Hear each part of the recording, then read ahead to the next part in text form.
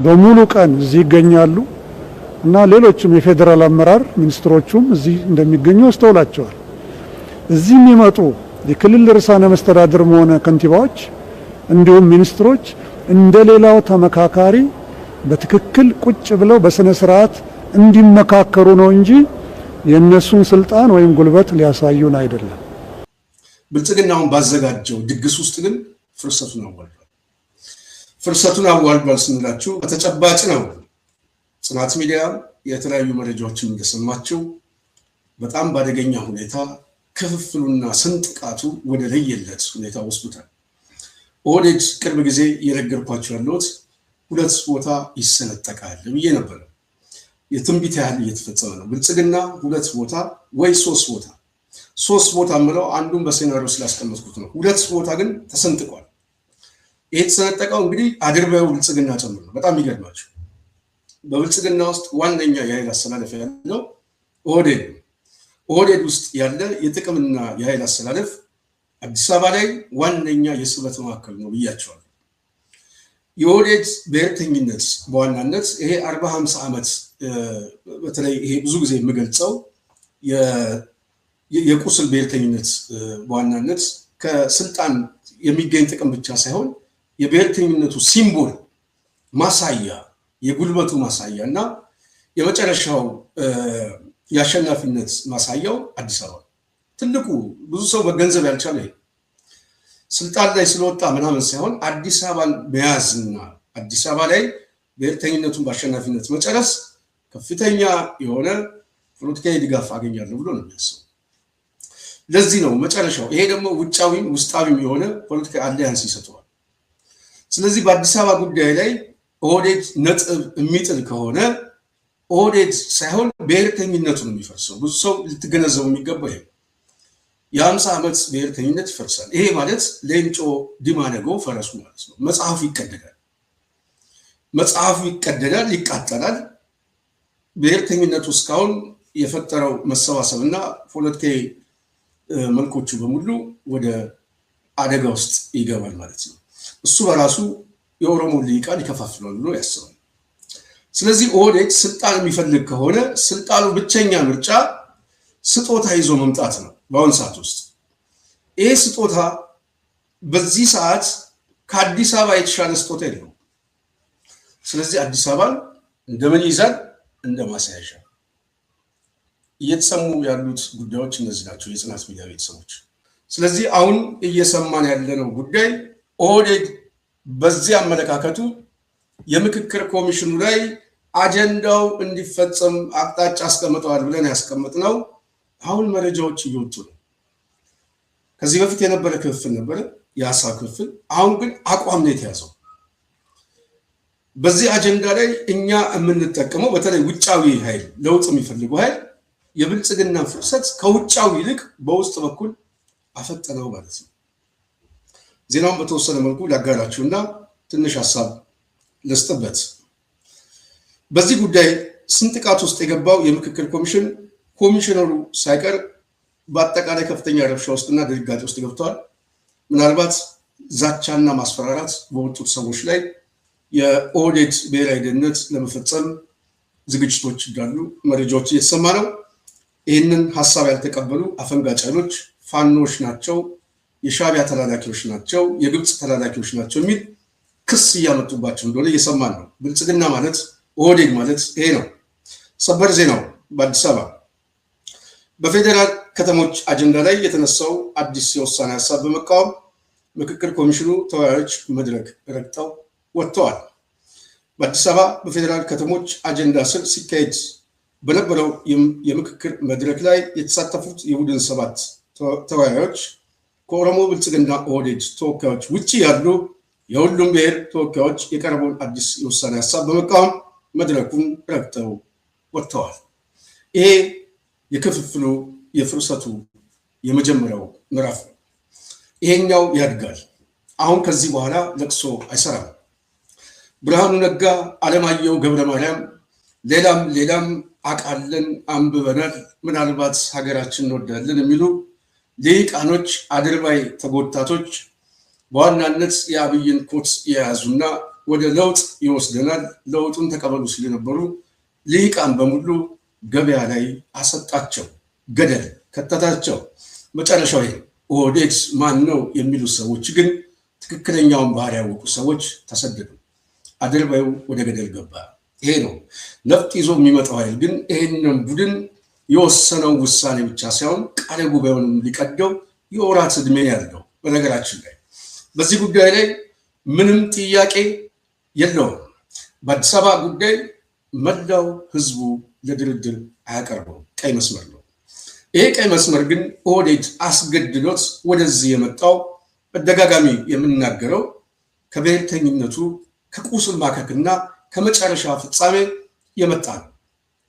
አብይ አህመድ ሰሞኑን እንደሰማችሁት ኦቤን ላይ ቀርቦ የሚናገረው የሚጠየቀውም ከዚህ ጋር በተያያዘ ነው። ሁለቱን አገጣጥማችሁ እዩት። ምን ይዘህ መጣህ ነው ጥያቄው። ይዞ የሚመጣው ስጦታ ነው። አዲስ አበባ ኬኛ ሰሞኑን ለቅሷቸው በሙሉ እየመጣ ያለው ከዚህ ጋር የተያያዘ እንደሆነ ብዙ ሰው ሊገነዘብ ይገባል፣ የጽናት ሚዲያ ቤተሰብ። ስለዚህ ኦህዴድን ማወቅ የግድ ያስፈልጋል ብዬ አስባለሁ። ከዚህ ጋር በተገናኘ የብልጽግና አገዛዝ በተለይ አዲስ አበባ ላይ ሊያነሳው የሚችለው አቋምና ይህንን አቅጣጫ ያስቀመጠበት ጉዳይ በተወሰነ መልኩ ትንሽ ሀሳብ ልስጣችሁ። ቅርብ ጊዜ በተለይ ከፍተኛ አመራሩ የኦህዴድ ብልጽግና እንደዚሁም አዛውንቶቹ የጦር መኮንኖች ጨምሮ አንዳንድ ሰዎች ለኦህዴድ ቅርብ የሆኑ ሰዎች ድብቁ ስኳድ የሚባለው አቅጣጫ አስቀምጠዋል። ይሄ አቅጣጫው ሁለት ነው። አንደኛው የጦርነት እየመጣባቸው ያለውን አደጋ እሱን መመከት የሚችሉበት አቅጣጫ ነው። እሱ በጣም የተዘጋ ነው። ምናልባት ማሸነፍ እችላለሁ ብሎ የሚያስብ ኦህዴድ ካለ ቅዠታም ብትለው ትክክል ነው። አሁን እየመጣበት ያለው አደጋ ሽንፈቱ ብቻ ሳይሆን አወዳደቁ ራሱ የከፋ ነው። ይህንን የገመገመው ኦህዴድ ሁለተኛው ምርጫ ላይ ቆሟል። ሁለተኛው ምርጫ ምንድን ነው? ሁለተኛው ምርጫ ከፍተኛ የሆነ ቀውስ ማስነሳት ነው። ይሄ ቀውስ ደግሞ በቀጥታ ማህበራዊ መሰረት የሚለውን የኦሮሞ ህዝብን መጋበዝ ነው። ለኦሮሞ ህዝብ ግብዣ ግን ሊሰጠው የሚገባ ስጦታ ምንድን ነው? ጥያቄው እዚህ ላይ ነው። አዲስ አበባ በምክክር ኮሚሽን ኦህዴድ በጠቅላይነት አቋም ይዞ መምጣቱ ከዚህ በኋላ ሽንፈታችን የማይቀር ስለሆነ ሽንፈቱን ይዘን ከምንወድቅ ሽንፈቱን ወደ ህዝብ እንለውጠው የሚል አቋም ተይዘዋል። ይሄ ነው አደገኛው። ይሄ አቋም እንደ ኃይለማርያም ደሳለኝ ስልጣን በሰላማዊ መንገድ ላስረክብ የሚል ወይ እንደ መንግስቱ ኃይለማርያም መሰደድ የሚፈልግ ቡድን አይደለም። ካለው ድንቁርናና ስግብግብ አመለካከት ይሄ ቡድን በቀጥታ የሚገባው ወደ ህዝቡ ነው። ይህንን ደግሞ ጽንፍ የረገጠው ኃይል ስለሚፈልገው አጀንዳውን በቀላሉ ይገዛዋል ማለት ነው። አጀንዳውን ከገዛ በኋላ ሊያስከትለው የሚችለው አደጋ ወደ ግጭት ነው። ግጭቱ መልኩ ይሰፋል። የግጭቱ ኮዝ እና የመልኩ በተለይ ደግሞ ከዚህ አመለካከት ጋር የቆመ ኦህዴድ በሙሉ በብዙ ኃይሎች የጠላት ካታጎሪ ውስጥ ይገባል። ታርጌት የሚሆነው እንደ ህዝብ ነው። ጥቃት ሊያመጣ የሚችለው ህዝባዊ መልክ አድርጎት ሊያመጣው ይፈልጋል ማለት ነው። በዚህ ሁኔታ ውስጥ ታዲያ እነዚህ ኃይሎች ሀገረ መንግስቱን የመዳድ እንቅስቃሴ ከግጭቱ ማዋለድ፣ ግጭቱ በራሱ የሚያመጣው ፍርሰት አሰላለፉን ማዛባትና የሀገሪቷን መጨረሻ ወደ ማክተም እንወስደዋለን ብለው የሚያስቡ ሰዎች ናቸው። ትልቁ አደጋ የሆነው ይሄ ነው። በኢትዮጵያ ውስጥ ይህንን ማንበብ ያልቻለ ግን በሀገሪቱ ፍርሰት ላይ የአብይን ኮትና ኪስ በመያዝ ከብርሃኑ ነጋ እስከ ፕሮፌሰር አለማየሁ ገብረማርያም በተመሳሳይ ከፕሮፌሰር መስፍን ከተባሉ ኮሚሽኑ ተያይዘው ወደ ገደል ሊገቡ ጫፍ ላይ ደርሰዋል ማለት ነው። በዚህ ሁኔታ ውስጥ ታዲያ ሊፈጠር የሚችል አዲስ ነገር አለ ወይ ብሎ ደግሞ ማሰብ ያስፈልጋል። አዲሱ ነገር ምንድን ነው? ሁለት ጉዳዮች አሉ። አንደኛው ይህንን የኦሮሞ ህዝብ ከገዛው አደጋው ይሰፋል። ሁለተኛው አደጋው የሚሰፋው በራሱ የሚያስከትለው ግጭትና አሰላለፍ ከውጭ ኃይሎች የሚመጣው እንቅስቃሴና ህብረት የተበታተነ ከሆነ አደጋው ሊሰፋ ይችላል። ስለዚህ ይሄ ቡድን ሊያተርፍ የሚችልበት ዋነኛ ምክንያት በውጭ በኩል ተሰባስቦ የሚመጣው ኃይል በፍጥነት በተሰባሰበና በአንድነት የተቀናጀ ጥቃት በማድረስ በዚህ ቡድን ላይ ታርጌት ብቻ ያደረገ እንቅስቃሴና ኦፕሬሽን ግድ ያስፈልጋል ማለት ነው። በሌላ በኩል በብልጽግና ውስጥ ያለው ኃይል የተቀነሰውና ያኮረፈው አሰላለፉ ወደ ተቃውሞ ጎራ መሰለፍ አለበት ማለት ነው። በተለይ የሚያከው ብአዴን ውስጥ ያሉት ሰዎች መጨረሻቸው እዚህ ላይ ሆኗል። ክልሉን ለሰላም እናስረክብ፣ በተመሳሳይ የክልላችን ህዝብ እንጠብቅ፣ መከላከያ ወደ ክልላችን ግባ በሚል ደብዳቤ ጽፈው ያስገቡት የአብይ አህመድ ሰራዊት የአማራን ህዝብ ከመግደል በላይ ከተማው ላይ ያለው አዲስ አበባ ላይ ያለው አማራን ለመግደል በዚህ ጉዳይ ተስማማ ተብሏል። ጥያቄው ሁለት ነው፣ መስማማት ወይንስ ማፈንገጥ?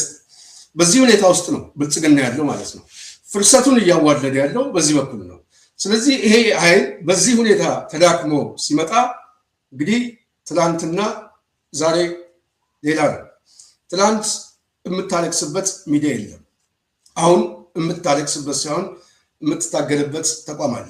በዚህ ድርጅት ውስጥ የታጠቀ ኃይል አለ። ትልቅ አቅም ተፈጥሯል። ይሄ ኃይል ልቦና ካለው አቅሙንና ሰራዊቱን ሁሉ ሳቦታጅ እያደረገ ያገዛዙ መዋቅር ሁሉ ማፍረስ፣ ለነዚህ ኃይሎች ማስረከብ ብቸኛ ምርጫ ነው።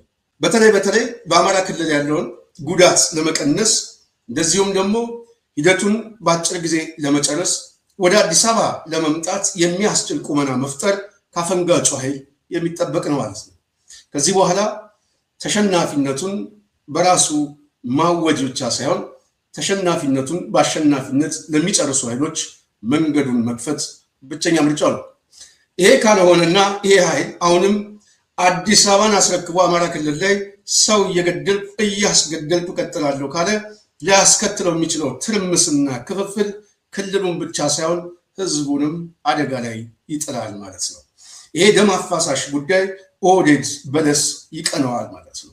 ስለዚህ አሁን መገንዘብ ያለብን የተከዘዘ አብይ ወልቃይቴ ሰሊጤ ምናምን የምትለው ሁሉ አዲስ አበባን ቀምጠዋል በአዋጅ ያውም በ3000 ሰው ኦህዴድ የኔ ካልሆነ ሞቼ እገኛለሁ ብሏል።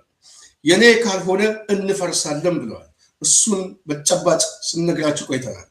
አሁን ግን በዚህ ጉዳይ ላይ ወስኑ ነው የተባሉት። አንወስንም ያሉ ሰዎች አፈንግጠው ጥለው ወጥተዋል። ከዚህ በኋላ ሊፈጸም የሚችለው ዋነኛ ጉዳይ እንግዲህ የከተማው ላይ የተለያዩ እንቅስቃሴዎችን ወደ ሁለተኛ ምዕራፍ ያስገባል ማለት ነው። በብልጽግና ውስጥ ትርምስ ሲፈጠር አሰላለፉና በውጭ ኃይሎች እየተሳቡ ወደ መሃል ሲመጡ ኦህዴድ ብልጽግና በከተማውና በዙሪያው ያደራጀውን ሚኒሻ አባ ቶርቤ ወደ ከተማው እየተኮሰ እንዲገባ ያደርገዋል ማለት ነው።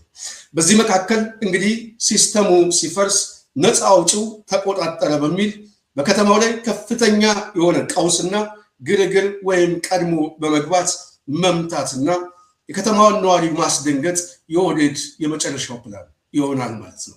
ይሄ ሊገባ የሚችል ከሆነ ይህንን ልትመክት የምትችለው በየቤት ተደራጅተ ዱላውንም ድንጋዩንም በመያዝ ነው። በተለይ አማራው የኦህዴድን ሳቦታጅ ሊገባ ይገባል። ከመምጣቱ በፊት እኛ እንቅደመው እንቅስቃሴ ነው። እንቅስቃሴው ግጭት ነው። ግጭቱ በራሱ ውጫዊ አሰላለፉን ያዛባልኛል ብሎ ያስባል። ይህ እንቅስቃሴ ደግሞ በከተማውና ከተማ ውስጥም ባለ የተለያየ አደረጃጀት ሊፈጠር የሚችለው አደገኛ መሳሳብና መልኮች ሁኔታውን በፍጥነት ሊቀይረው ይችላል። በዚህ መካከል ሊጎዳ የሚችለው ግን ግልጽ ነው። ህዝቡን ሊጎዳው፣ ህዝቡም በተመሳሳይ ብትሩ ሊከብድ ይችላል። ይህንን ማሰብ የሚያስፈልግ ሰው በደንብ ማንበብ ይጠይቃል።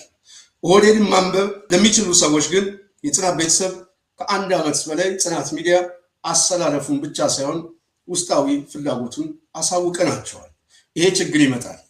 ይሄ ችግር ከመጣ በኋላ መውጫው ከባድ ነው ብለን አስቀምጠናል። የኦህዴድ ፍጻሜ ዝም ብሎ በቀላሉ የሚወድቅ አይደለም። መውደቅ ስንላቸው ስልጣኑን አስረክበው በኢትዮጵያ ውስጥ ሰላማዊ ሽግግር የሚመጣበትን ሁኔታ የሚፈልግ ቡድን አይደለም። ከባጫ ንግግር የምትረዱት ሁለት ምክንያቶች አሉ። እንተላለቃለን ሲል አትመጡም ነው፣ አትገዙንም።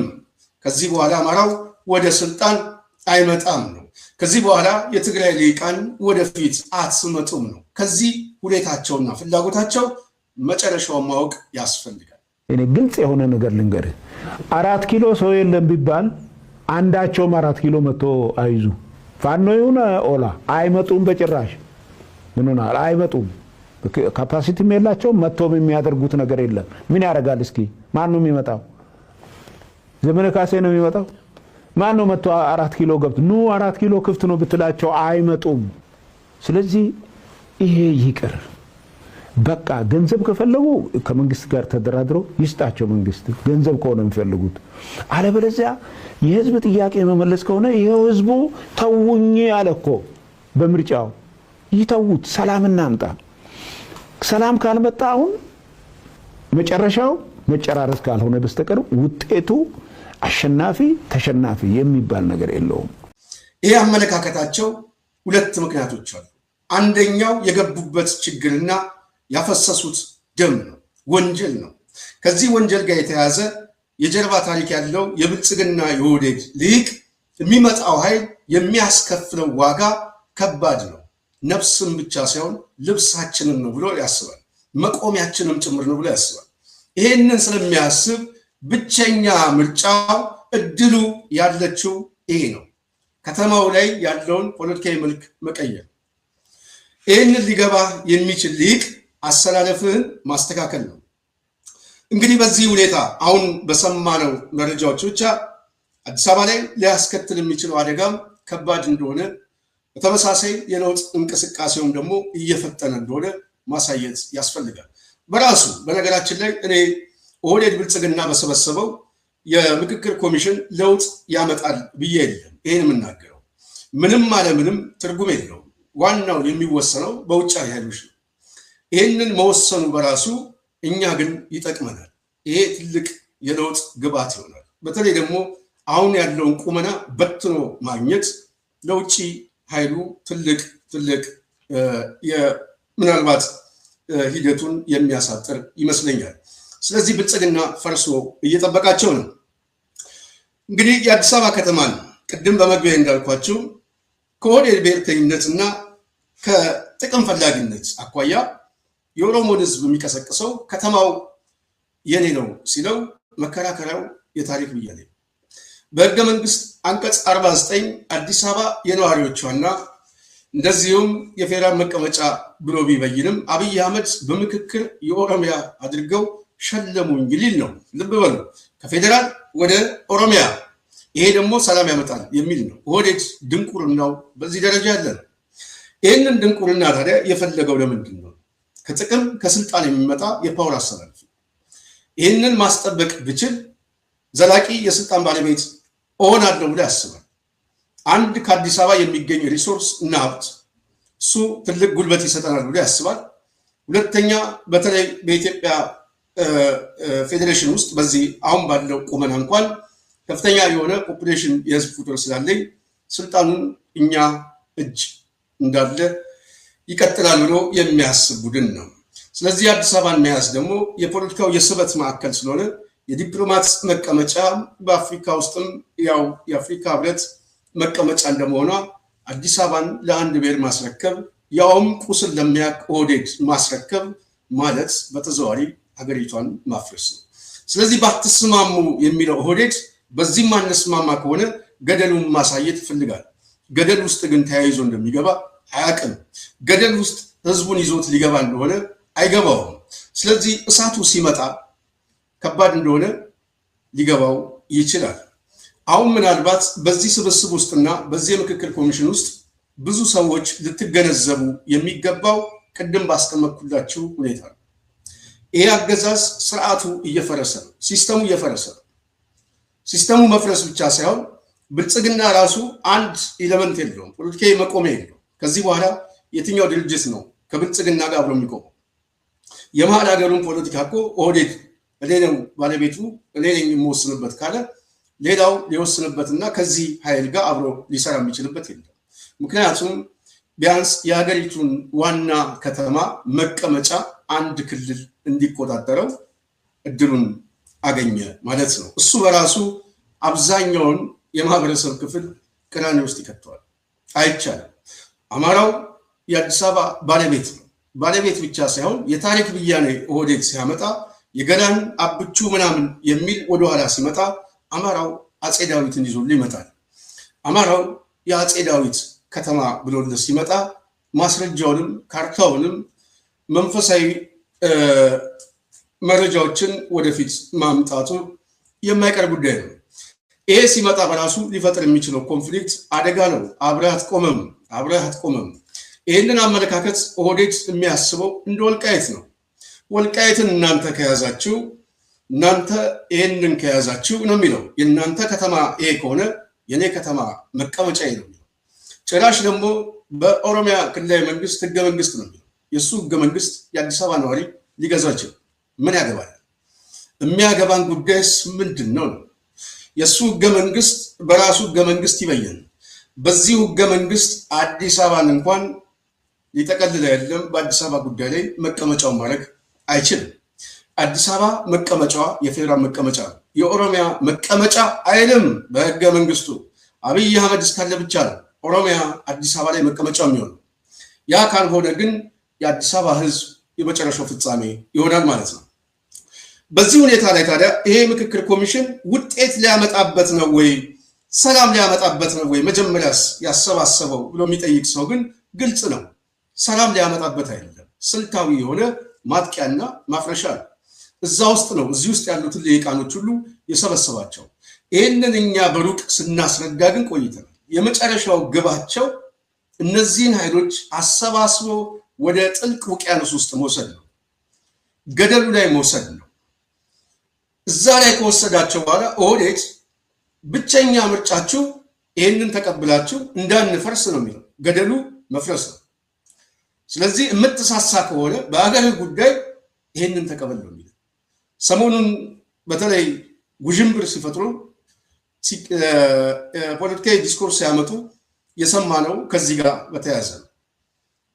ምን ብሎ ነው አቋም የያዘው? አዲስ አበባ የኦሮሚያ ካልሆነች እንፈርሳለን፣ እንበተናለን። ኦኬ፣ ስትበተን አንተም ዋጋ ትከፍላለህ ብለህ ደፍረህ ደረትን ነፍተህ ከመጣበት ግን ውጤቱ ግልጽ ነው። ወደኋላ ማን እንደሚሸሽ ያውቀዋል። ዛሬ የሚጎዳው ማን ነው? ሪሶርሱን የያዘው ማን ነው? ሀብቱን የያዘው ማን ነው? ህንፃውን የያዘው ማን ነው? መሬቱን የያዘው ማን ነው? ዛሬ ከፍተኛ የሆነ ገንዘቡን እያሸሸ ያለ ቡድን ማን ነው? ይሄ ቡድን እንፈርሳለን ሲልህ ፍርሰቱ ወደ እሱም እንደሚመጣ ስትነግረው ስታሳየውም ራሱ ድንጋጤው ይጨምራል። ምክንያቱም የሚያቃጥለው እሱ ነው። የእኛም ቤት አቃጥሎ የእሱ ቤት አይተርፍም፣ ቤቱም ይቃጠላል። የእኛን ህዝብ ጨፍጨፎ እሱ አይቀመጥም፣ እሱ ጋርም ይመጣል። ይህ አደጋ ኦህዴድ እየሳበው ነው። በነገራችን ይህንን ስበት፣ ይህንን የፖለቲካ አስተሳሰብ፣ ይህንን ድንቁርና መታገል አንድ ጉዳይ ነው። ይሄ ቡድን ለውጥ ያመጣል ብሎ መሰባሰብ ግን የሚጠይቀው አለማወቅ ነው።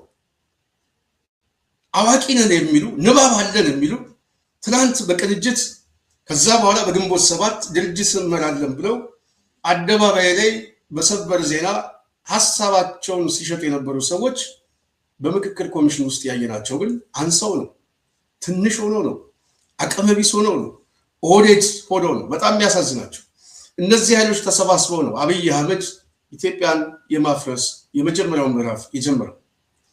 እንቀድማቸዋለን የሚል አስተሳሰብ ይዘዋል። እንቀድማቸዋለን የሚል አስተሳሰብ ከባጫ ሀሳብ መረዳት በቂ ነው። አትመጡም ሲል እነሱ መጥተዋል። አታሸንፉም ሲል እነሱ አሸንፈዋል።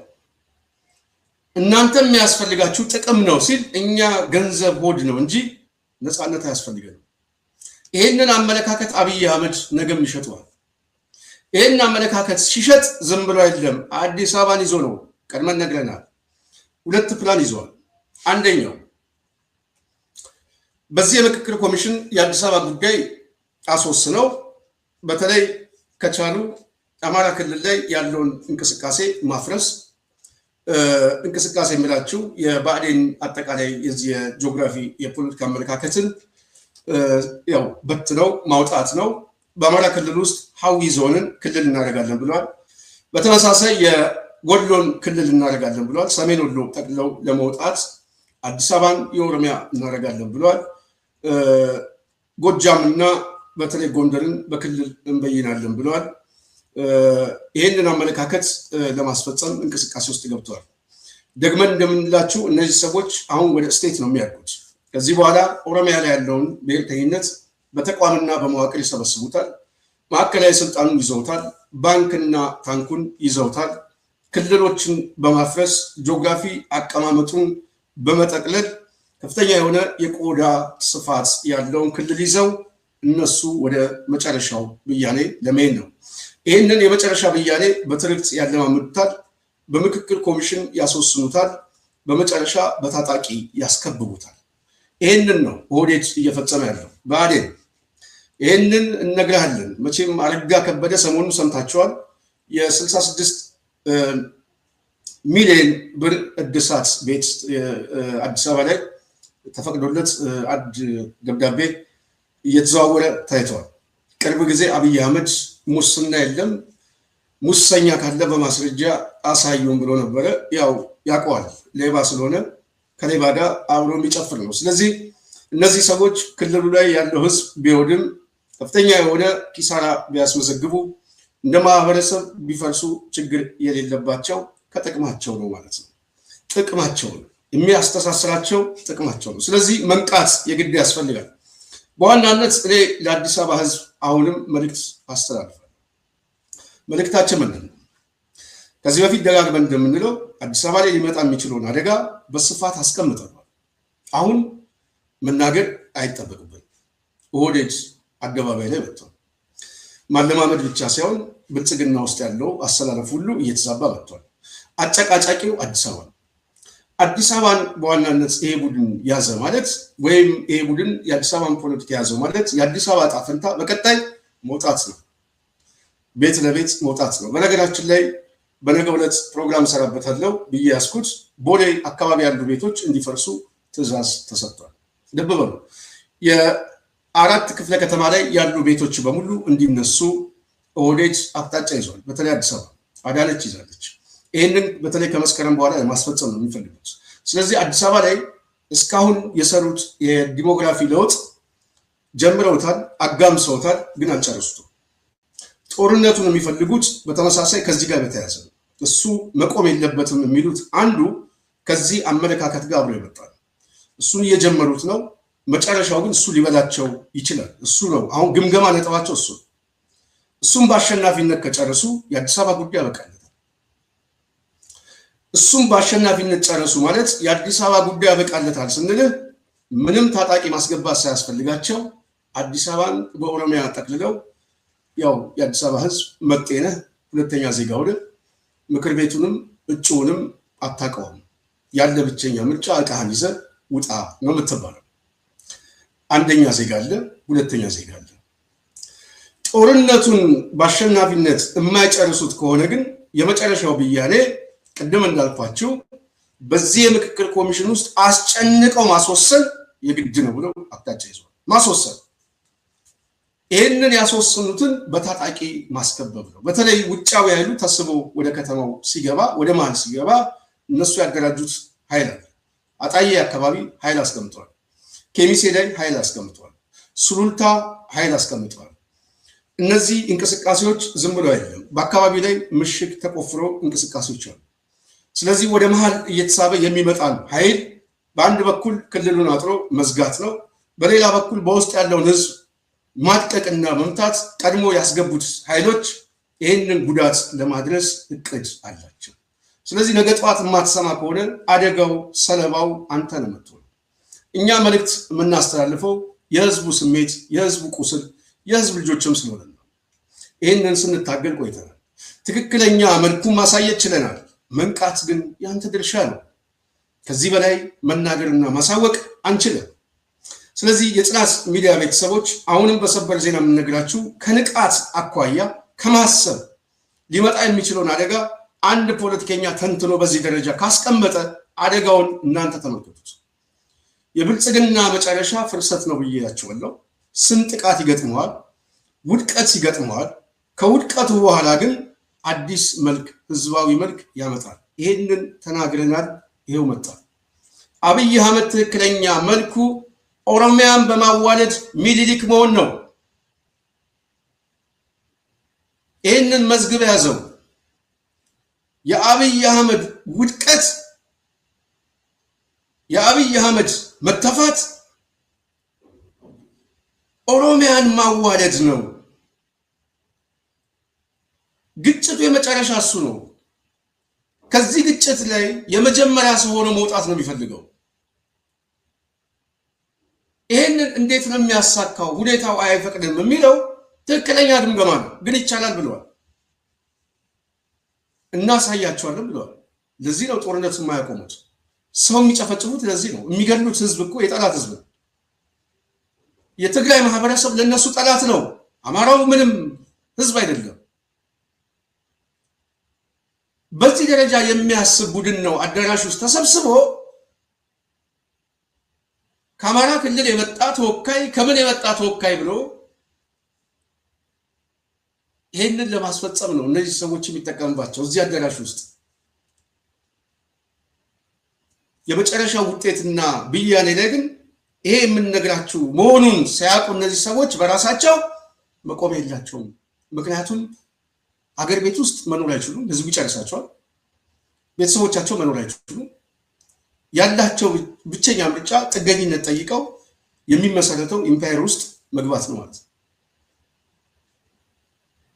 ኦህዴድ ግን ሰላም አመጣለሁ ይላል። የሰው ቤት አቃጥዬ እኔ መኖር እችላለሁ ብሎ የሚያስብ እንስሳ ቡድን ነው።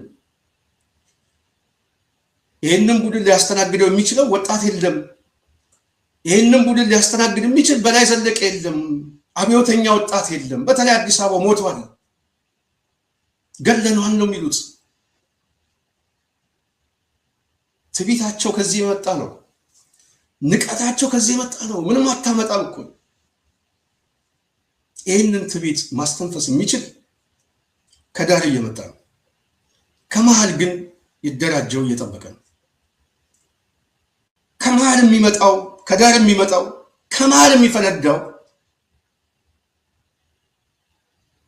ምናልባት ኦህዴድ መልኩን ሲቀይር መልኩን በሚቀይርበት ሰዓት ውስጥ የሚቀየር መልክ ስላለ እያንዳንድ ተዘጋጅና ጠብቅ። እያንዳንድ ተዘጋጅተ ጠብቅ። ይህንን አሳስበን ነው የምንነግረን። እሳቱ አይደለም የሚያስፈራው፣ ውጤቱን ነግረናቸዋል። የተገፋ የከተማ ህዝብ ሲመጣ ከሀገር ባለቤትነት ስታወርደው ቤቱን አቃጥለህ አንተ ቤት እሰራለሁ ስትል ሊፈጥረው የሚችለው አጥፍቶ ጠፊ ነው። ተስፋ መቁረጥ አለ። ከተማውን ማውደም ነው ያዙት። በነገራችን ላይ አዲስ አበባ የኦሮሚያ እኮ ብትሆን ሊፈጠር የሚችለው የትኛው ባለሀብት ነው ከተማው ላይ የሚንቀሳቀሰው? ጥሎ ነው የሚወጣው። የትኛው ኢንቨስት የሚያደርግ የውጭ ባለሀብት ወይ የሀገር ውስጥ ሊንቀሳቀስ ይችላል? በተመሳሳይ እነዚህ ባለሀብቶች ባለፈው ፕሮግራም ሰርቼበታለሁ። ከተማውን ጥለው ሲወጡ ሊፈጠር የሚችለው ድህነት ነው። እዛ ውስጥ ያለ ሰራተኛ ይበተናል። ኃይለ ገብረስላሴ ዱባይ ሄጄ ሆቴል እከፍታለሁ ብሎ ሁሉንም ሆቴል ቢዘጋ እዛ ውስጥ ያለው ሰራተኛ ምንድን ነው የሚሆነው? ይበተናል። ቤቱ ተቀምጦ የሚበላው ሲያጣ ዝም ብሎ ይቀመጣል። ድንጋይና ዱላ ይዞ ወይ ቤተ መንግስት ወይ ማዘጋጃ ቤት ይገባል። በዛ ደረጃ ያለ ጽንፍ የረገጠ ወጣትም የሚፈጥር አሰላለፍ ነው። ከተማውን ስትቀማው፣ ቤቱን ስታፈርስ ሊፈጠር የሚችለው ቁጣ ደጋግመን አስጠንቅቀናል። ይህንን ጠባብ ቡድን በሀገሪቱ ውስጥ ተቻችለ እውነተኛ የሆነ ነፃነት አዋልደ ምናልባት በኩልነት የምትኖርበት ሀገር ትፈጥራለህ አትፈጥርም ነው ያለህ እድል። እሱ ብቸኛ መውጫ መንገድ ይሄ ነው፣ ሌላ የለህም። በጦርነት ማሸነፍ አትችልም፣ አታሸንፍም። የጀርባ ታሪክም እሱ የለም። የከተማውን ህዝብ አፈናቅዬ አደህይቼ እገዛዋለሁ አልክ፣ አልገዛልህም ማለት አታላለው፣ ማደናገር፣ ማጋጨት፣ እሱም ሴራ መጣ ነው። በትነን አወጣ ነው። አስተሳሰቡ ተገለጠ። ሁሉም ሰው ብርሃኑ ነጋ አይደለም። ሁሉም ሰው አዳራሽ ውስጥ የተሰበሰበ አድርባይ አይደለም። ትክክለኛ ማንነቱ አደባባይ ላይ መጣ። ስለዚህ ይሄ ቡድን ተስፋ እየቆረጠ ሲመጣ የመጨረሻው ውጤት ይሄ እንደሆነ ቢገባንም ውጤቱ በራሱ ይዞት የሚመጣው መዘዝ አደጋ ነው። አደጋውን እየጋበዙን ነው። አደጋውን ለኦሮሞ ህዝብ እየጋበዙት ነው። አንዳንድ ልሂቃኖች ይህንን ለማንቃት ከልብ የሚሰሩ ሰዎች አሉ። እኔ በዚህ ፕሮግራም ውስጥ ታዬ ደንዳን የመሰለ የኦሮሞ ሊቅ በጣም በትውልድ ውስጥ እውነተኛ ክብርና ምስጋና የሚሰጠው ሊቅ ነው። እንደዚህ አይነት ልጅም ወልዷል ብለን ነገ ጠዋት እንናገራለን። ለእውነትና ላመነበት ከምሞት እውነቱን ልናገር ብሎ እስር ቤት ቢገባም ነገ የሚመጣ ትውልድ ግን ያመሰግነዋል። ትግሉ ከብሔር ጋር አይደለም። ትግሉ ከነፃነት ጋር፣ ነፃነትን የጨፈለቀ ጨቋኝ ኃይል ነው የምንታገል። ይሄ ጨቋኝ ኃይል ህዝብ ውስጥ ገብቼ እድናለሁ ብሎ ያስባል። እንደሚድን እርግጠኛ ሆኖ ግን የሚቀሰቅሰው ህዝብ ከዚህ ቡድን ጋር ከተሰለፈ ውጤቱ መደምሰስ ነው። ውጤቱ ማለቅ ነው። የትኛውም ህዝብ እየሞተ አይቀጥልም። አማራው እየሞተ አይቀጥልልህ። ስለ የትኛው ሀገር ነው የሚጨነቀው? ሀገር ትፈርሳለሽ ምናምን። ስለ የትኛው ሀገር? አዲስ አበባን ነጥቀ የአዲስ አበባን ወጣት ስለ ሀገር የምትሰብከው ስለ የትኛው ሀገር ነው? ከዛ በኋላ የሚያስብልህ ያቃጥልሃል ብለናል። አደገኛ ነው፣ መዘዙ ከባድ ነው ብለን አስጠንቅቀናል። ስለዚህ መዘዙን ያምጡት ብቻ ሳይሆን እናመጣዋለን ብለው ወስነው ቅድም ባልኳችሁ መሰረት ብያኔ ሰጥተውበት ጭቅጭቅ ተፈጥሮ ብተና ውስጥ ገብተዋል። በቅርብ ጊዜ ብልጽግና ከፍተኛ ክፍፍልና አደጋ ይገጥመዋል። ይሄ ክፍፍልና ፍርሰት ምልክቱ ከዚህ በኋላ ሊያስከትል የሚችለው ሁለት አደጋዎች ተጨማሪ የምነግራቸው። በሰራዊት ውስጥም ክፍፍል ይፈጠራል። አንደኛ ዜጋ አለ አዲስ አበባ ነው የያዘው። ሁለተኛ መሳሪያ ይዞ የሚሞት ምናልባት ሰው ነው ብለን ለማሰብ የሚከብደን ቡድን ይኖራል። እንደ መሐመድ ተሰማ አይነት፣ እንደ አሰፋ ቸኮል እንደሚባል እነዚህ አይነት የድሮ ዘጋምባ የሚባል መኪኖች አሉ። አሁን እንኳን ከስራም ውጭ ሆነዋል። የወዴት ዘጋምባዎች ናቸው። እነዚህ ኃይሎች ሁለተኛዎች ናቸው። እነዚህ ኃይሎች ሟች ናቸው፣ ተጠቃሚዎች አይደሉም። እነዚህ ኃይሎች ምናልባት ከአዲስ አበባ በኋላ ከፍጻሜ በኋላ ሊገባቸው የሚችል አንዳንድ ኃይሎች አፈንጋጭ ይሆናሉ፣ ወይም አንድ ሸለቆና ተራራ ይዘው ሰራዊቱን ንደው ሊታገሉ ይችላሉ። ተኩሱን ወደ አዲስ አበባ ወደ ብልጽግና ሊያደርጉበት ይችላሉ። ሁለተኛ በሰራዊት ውስጥ ስንጥቃት ሊፈጠር ይችላል። ይሄ ስንጥቃት አጠቃላይ ወታደራዊ ሞት ብቻ ሳይሆን ፖለቲካዊ ሞቱ ራሱ እኛንም ይዞን ወደ ገደል እየገባ ነው የሚል አሳሰብ ሊፈጠር ስለሚችል አሰላለፉን ለመቀየር አብይ አህመድ የተባለው ሰው ላይ ፍጻሜውን ሊጨርሱት ይችላል። ይሆናል ብዬ ነው የምነግራቸው። ሶስተኛው ግን ፍርሰቱን የሚፈልግ ኃይል ከፍርሰቱ ጋር የሚተባበር ከአብይ ጋር የሚሰለፍ የጥቅም ተዋናይ። ይሄ ጥቅም ተዋናይ ጽፍ የረገጠ በሰራዊት ውስጥ ያለው እንደ ሹማ አብደታ የተባለው አይነት የተሰባሰበበት እነ ብርሃኑ በቀለ የተባሉ ኃይሎች ምናልባት አሁን ብርሃኑ ጁላን ሊያነሱትና አዲስ ሰው ሊያመጡ እንደሆነ እየተሰማ ነው። ሳይቀድሙኝ ልቅደማቸው የአብይ እንቅስቃሴ ነው። እነዚህ ኃይሎች ውጤት ሊቀይር ይችላሉ ወይንስ ሊደመሰሱ ይችላሉ የሚለው ወደፊት የምናየው። ስለዚህ በሰራዊት ውስጥ የሚፈጠረው አፈንጋጭ ኃይል በተመሳሳይ ይህንን ቡድን ምናልባት ወደ ቤተ መንግስቱ ያለውን ኃይል እናስወግድ የሚል ኃይል ከፍርሰቱ ጋር አብሮ የሚተሳሰብ የጥቅም ተዋናይ። በእነዚህ ኃይል ውስጥ ስንጥቃት ይፈጠራል። በብልጽግና ውስጥ ስንጥቃት ይፈጠራል። ይሄ ሁኔታ ሊያስከትል የሚችለው አደጋ ቅድም በነገርኳቸው አንዱ ኃይል ወይ አሸናፊ ሆኖ የሚወጣው ኃይል ሁኔታው ሊቀየር ይችላል። የሚቀየረው በዚህ በጽንፍ በረገጠው ኃይል ከሆነ ወይም ደግሞ በሌሎች ኃይሎች ከሆነ አሰላለፉን ለመቀየርም በተመሳሳይ ኃይል ወደ ከተማ ውስጥ አስገብተው ያልተጠበቀ አደጋ ሊከሰት ይችላል። ስለዚህ በብልጽግና ውስጥ የኃይል መሰንጠቅ ሲፈጠር ካለባቸው መደናገጥና ከህዝባዊ ቅቡልነት አጠቃላይ ፖለቲካዊ ቀውስ ከውድቀቱ የሚያስከትለው ሁሉን አቀፍ ሂሳብ ማወራረድ ኦህዴድ በቅርብ ጊዜ አደገኛ ችግርና ፍንዳታ ይገጥመዋል። ፍንዳታው በውስጥ በኩል ነው። ቅድም ብያቸዋለሁ። በብልጽግና ውስጥ ምልክቶች ታይተዋል። በኦህዴድ ውስጥ ይመጣል፣ በሰራዊት ውስጥ ይመጣል። አጠቃላይ በጸጥታ መዋቅር ውስጥ አደገኛ ክፍልና የበታችነት ስሜት የሚሰማው ኃይል ምናልባት አጠገቡ ጋር ያለ አመራርና አባል እኔም ያው የትግሉ አካል ሊል ይችላል። ስለዚህ መጠባበቅ ይፈጠራል ማለት ነው። ይሄ ፌዴራል ፖሊስንም ይጨምራል።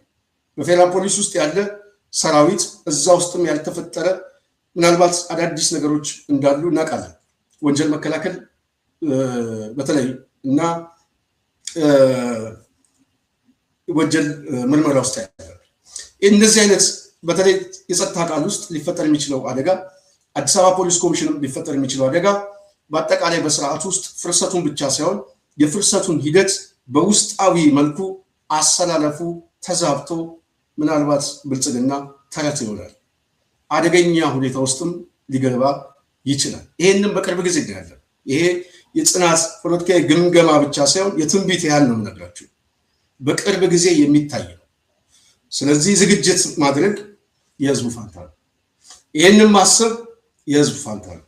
እነዚህ ኃይሎች ተሰባስበው ሀገር ሊነጥቁን ሲመጡ ይህንን ማስቀረት የአርበኞች ድርሻ ነው።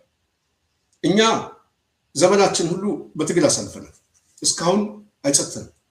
ይህንን ቡድን ግን ስንታገል ፖለቲካዊ ትግል ያለው የጽድቅ ትግል አድርጌ ነው የሚሆነው። ይሄ ቡድን አጥፊ ቡድን፣ አዛውንትም መነኮሳትም ገዳማትም የማይቀረውን ቡድን መታገል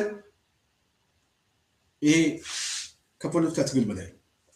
ይሄ ቡድን ግን አሁን እንደ ሀገር ይዞልኝ በተወሰነ መልኩ ትንሽ ንባብ አለን የምትሉ ልሂቃን፣ የኢትዮጵያ ፖለቲካን እናውቃለን የምትሉ በጣም ብዙ ሰው አንሶ እያየን ስለሆነ ጥቂቶች ናቸው ዛሬ የሚጋፈጡት። ሀገሪቱ አደጋ ውስጥ ነች ያለችው። ይሄ ንባብ ይግባችሁ። በአጠቃላይ ሀገሪቷ አደጋ ውስጥ ነች። ኦህዴድ ወደዛ ገብቷል። አስገድደን ወይም ደግሞ አንበርክከን ማሸነፍ ከህልውናችን ጋር የተያዘ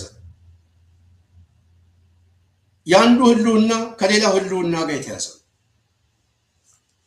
የህወሓት ህልውና ከአዲስ አበባ ህልውና ጋር የተያዘ ከአማራው ህልውና ጋር የተያዘ ከሀገረ መንግስቱ ህልውና ጋር የተያዘ ነው።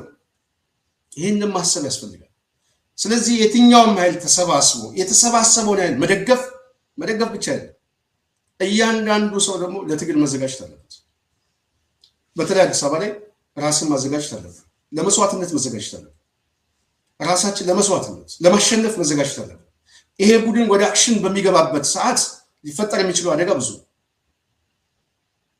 አክሽኑን ማስፈጸም በትርክት ደረጃና ምናልባት እዛው የምክክር ኮሚሽን ውስጥ በአጀንዳ ደረጃ ሊያስወስን ይችላል። እሱ የትርክት መገለጫ። ወደ አፈጻጸም የሚገባው ግን በጉልበት ነው፣ ኃይል ነው የሚያስገባው። ለዛ ነው ተዘጋጅ የምንለው። ለዛ የምንዘጋጀው የሚገባውን ብቻ ሳይሆን ግባ ያለውንም ከአንገት በላይ መጨረስ አለ። ስለዚህ ዱላውንም ማዘጋጀው፣ ድንጋዩንም ማዘጋጀው። በተለይ አዲስ አበባ ዙሪያ ያለ 23 በአጠቃላይ እየነገርናችሁ ያለው ዝግጅት ያስፈልገናል። በስነ ልቦና መዘጋጀት አለብን። ሊፈጠር የሚችለው አደጋዎች አሉ። እነዚህ አደጋዎች ያልታሰበ አደጋ ያመጣሉ። በውስጥ አሰላለፍ የሚመጣው አደጋ ራሱ አደጋችን ነው። እሱ ራሱ አደጋ ነው። አሰላለፉ መቀየር ብቻ ሳይሆን ከአሰላለፉ መቀየር ጋር ሊፈጠር የሚችለው አኩራፊ ኃይል ይሄ ጽንፍ የረገጠው ውጫዊና ውስጣዊ የሆነ ሴል ያለው ቡድን እሱ ራሱም አደጋ ነው። ስለዚህ አደጋው በራሱ የሚመጣው በቀጥታ ከኦህዴድ ብቻ ሳይሆን በኦህዴድ ውስጥም 3 እና 4 የተለያዩ አክተሮች አሉ።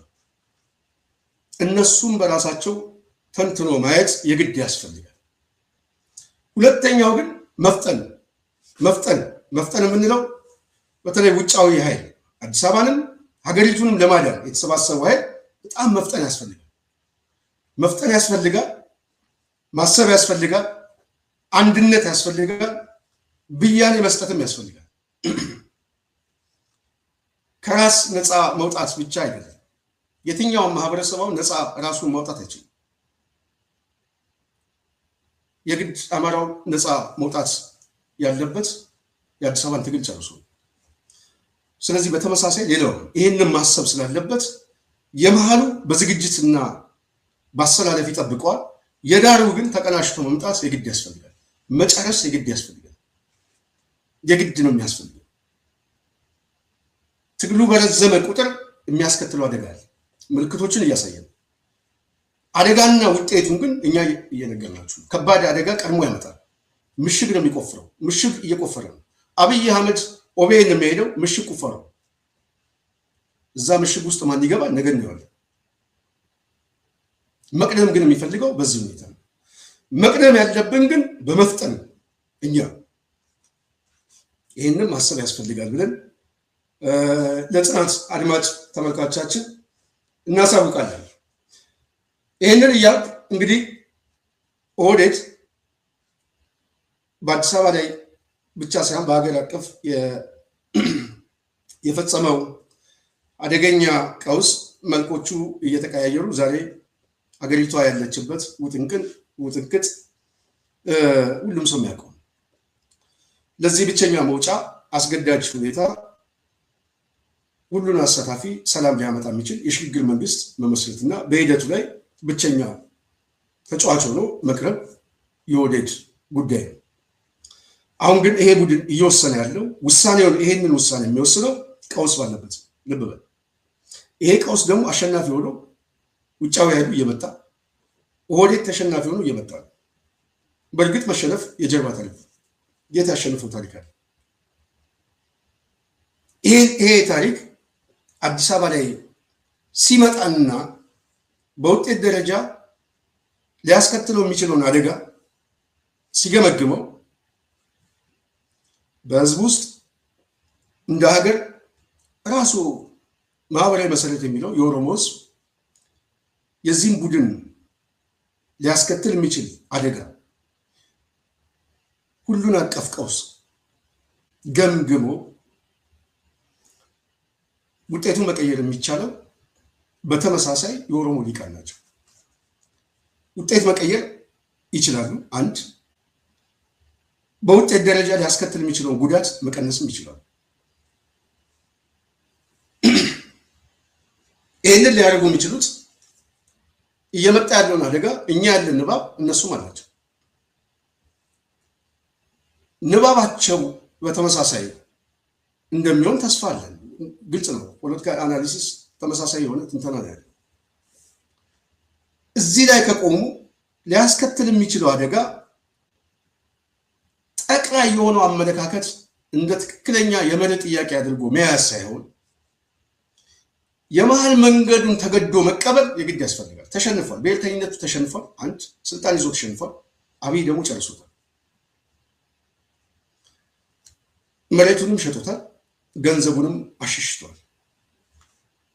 ከዚህ ቡድን ጋር ነው መታገል እንጂ ከሌላው ኃይል ጋር መታገል ከዚህ በኋላ በድሮ በሬ ማረስ አሁን አይቻልም። አሁን ነፍጠኛ ምናምን የለም። እንደዚህ አይነት ጨዋታ የለም። አዳይ ስርዓት እሱ አበቃ። ዋነኛ ጠላት ዛሬ ሊያስማማ የሚችል ከሆነ የኦሮሞ ጠላትም ኦህዴድ ነው፣ አብይ አህመድ። ይሄ ቡድን የጀርባ ታሪኩ ይታወቃል።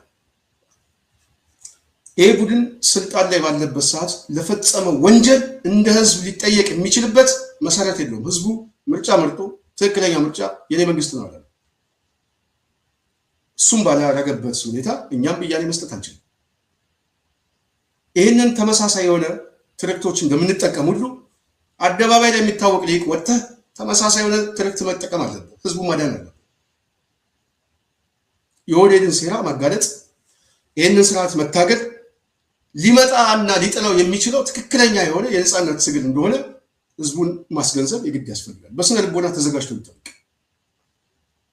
ቅስቀሳውን ተጋርቶ ግን አሰላለፉን ተጋርቶ በዚህ አሰላለፍ ውስጥ የራሳችን ጥቅም እናስጠብቃለን የሚል ብልጣብልጥ የሆነ የፖለቲካ ሂደት ግን ውጭም ሁን ውስጥም ሁን ያው አሰላለፉ ሲቀየር ውጤቱ ግልጽ ነው። ይህንን እናሳስባለን።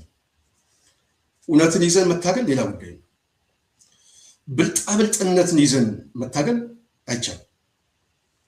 ዛሬ ስልጣን ላይ ያለው ኃይል መሬቱንም ሰውንም እየወሰነበት ነው። ይሄ የሚወስነው ኃይል ትላንት ኢህአዴግ በዚህ ደረጃ በህዝብ ደረጃ የጨፈጨፈው ታሪክ ያልነበረው አምባገነን ነው የሚል ስርዓት ተፈጥሮ ሊሆን ይችላል። እንደ ህዝብ የጠላት ብያኔ ጽፎ መጽሐፍ መድፍ ይዞ የገባ ስርዓት ግን አልነበረም። ትላንት ስከሱ የነበረው የሚኒሊክ ስርዓትም ይህንን የጀርባ ታሪክን ምናልባት ወደኋላ መልሰን ስናየው የሚገናኝ ትርክት አይደለም። የሚገናኝም አይደለም ብቻ ሳይሆን በሂደቱም በታሪኩም መገለጫ የለው። አብይ አህመድ መገለጫ የለው። መገለጫ ያለው ከግራኝ አህመድ ጋር ወደ 15ኛው ክፍለ ዘመን የሚወስድ ነው። ያ የጭፍጨፋ ዘመን የእልቂት ዘመን ግን አብይ ደግሞታል ከሱ በላይ። ይሄ ውጤት ይሄንን ጭቆና ይሄንን ግድያ የትኛውም ማህበረሰብ መቃወሙ በመርህ ደረጃ ትክክል። ይሄንን ስርዓት እንደ ህዝብ መታገል የህልውና አደጋ አለብኝ ማለት ትክክለኛ ጥያቄ።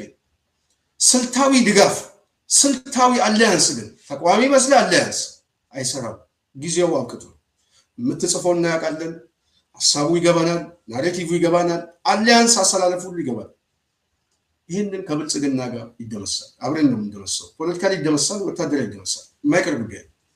ስለዚህ አዲስ አበባ ህዝብ አሁንም ደግመን የምናስጠነቅቀን ቅድም ባስቀመጥነው መሰረት የመጣውን አደጋ ተገንዘብ። አደጋው ከባድ ነው። የመውጫው መንገድ ግን መደራጀት። በየአካባቢ ተደራጅ። ኦህዴድ ወደ መሀል የሚያስገባቸው ኃይል ብቻ ሳይሆን አስገብቶ ያደራጀው ኃይል አለ። እሱም ወደ አክሽን መቀየሩ የማይቀር ጉዳይ ነው። ከባድ የአሰላለፍ ሁኔታዎች ሊፈጠር ይችላል። ስለዚህ ሁሉንም በየአካባቢ ያለ መልእክት በደጋጋሚ እናስተላልፋለን። መረጃዎች እየተከታተልን ወደ እናንተ እናደርሳለን። ዝግጅት ማድረግ የግድ ያስፈልገናል። ሁላችንም ከሚመጣው አደጋ ራሳችን መከላከል አለብን ለማለት ነው። የጽናት ቤተሰቦች፣ አድማጭ ተመልካቻችን በሰበር ዜና ዛሬ የመጣሁት ከዚህ ጋር በተገናኘ አንዳንድ ሀሳቦችን ወደ እናንተ እናድርስልን ነው። እንግዲህ ሰሞኑን አብይ አህመድ የሚሰጠው ኢንተርቪው አለ። የግጭት እና የሽልማት ሽልማቱ አዲስ አበባ ነው፣ ግልጽ ነው።